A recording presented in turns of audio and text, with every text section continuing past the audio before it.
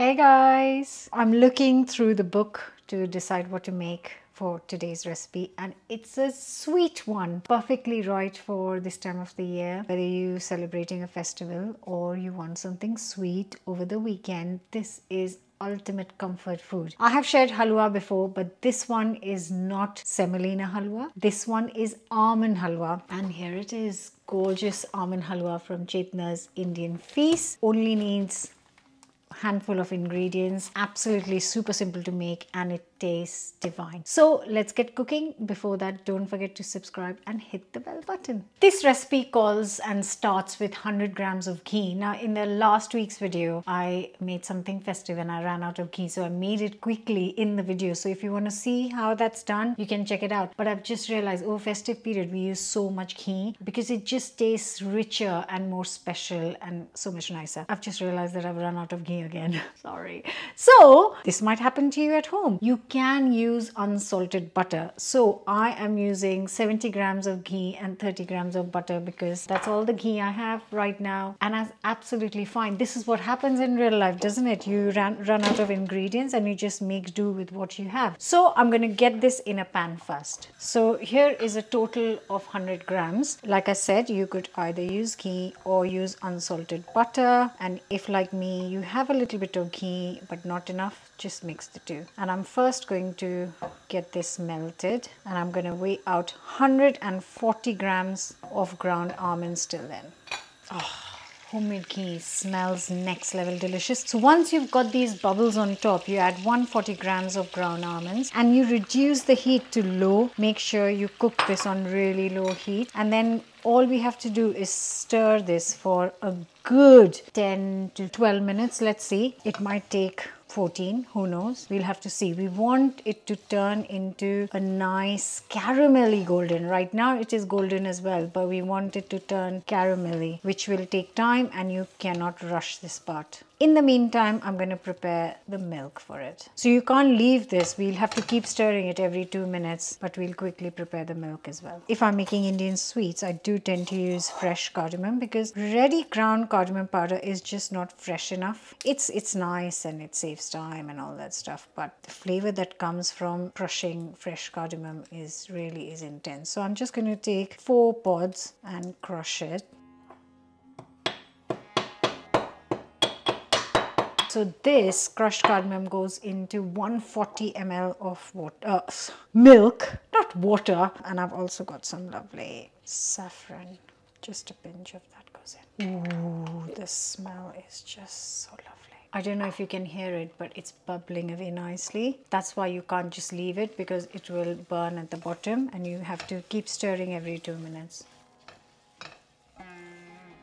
I know I'm asking you to stir it every 2 minutes, which means you can't just leave and go kind of and chill. In total, this only takes 15-20 minutes to cook. So it's not something that you need. I was just double checking with the recipe that it does take only 15-20 minutes to cook. It does only takes 15-20 minutes. To make a dessert, you know, it's quite a nice thing. And our milk is infusing there, which is nice. This smells so amazing when you're going to make this, and it happens to be gluten-free. It's really rich, so you don't need loads. This is going to be good to serve for 4 people, and if you don't want much, then you can serve it to 6 people. Another thing I'm going to prep while this is roasting away is a handful of pistachios, and I'm just gonna finely chop it up. Just a little tip, you know, the cardamom pods that we just use the seeds from, whatever the shells are, the actual cardamom, they have so much aroma and flavor. You just put it in the pot of where you store your tea bags,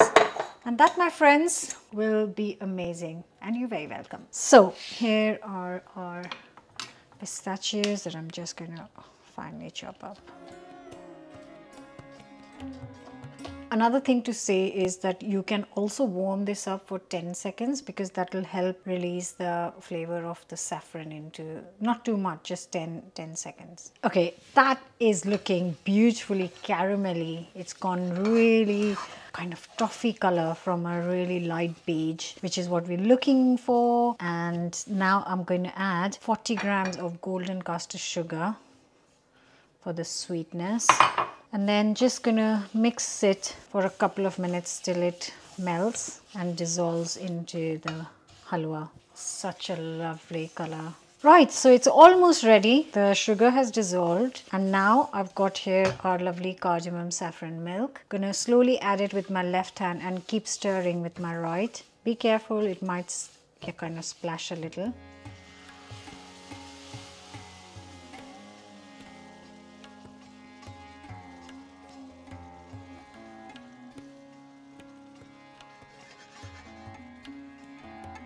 Remember to do this on low heat. Just continue stirring it till the almond absorbs the milk. Oh guys, the aroma on this is intense. Gorgeous. This should only take a couple of minutes.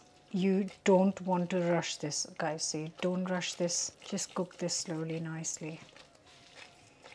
Right guys, I just want to show you something. You can see that the ghee is coming to the surface and that means you've roasted your almond really, really well and that this is now done. I'm going to transfer it to a plate.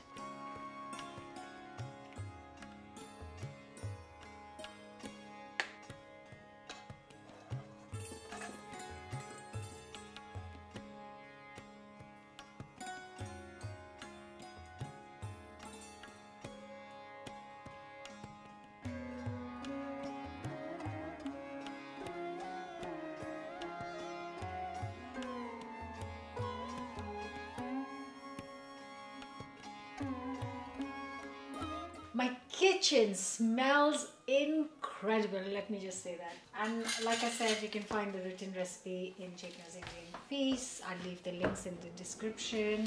Otherwise, you can just follow the video for the recipe. My mouth is watering, but this is absolutely piping hot. I just tried to pick it up and it's because it's metal, it's really hot.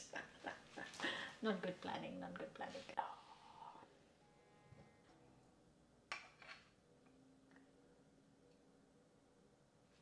You can serve this warm and you can make it slightly in advance. Fresh is great, as you just seen, it doesn't take long. But if you want, you can make it in advance and then put it in the fridge. And when you want to eat it, just microwave it, or whatever's left, put it in the fridge.